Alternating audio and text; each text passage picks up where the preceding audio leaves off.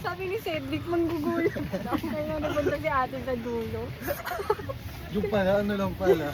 Eme lang. Eme lang pala ni ate. Abang ang pala. Akala ko nga yung manggugulat yung mga lalaking nakaupo dun sa likuran ng garden. Aga pa para maging horror. Pirate. Nahilo daw si Miss Flor dun sa rides. Loko dyan. Grabe daw, extreme.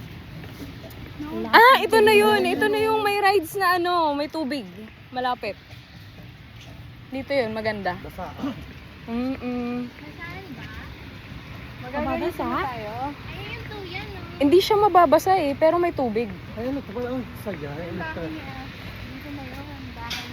Ano tong fire story glide?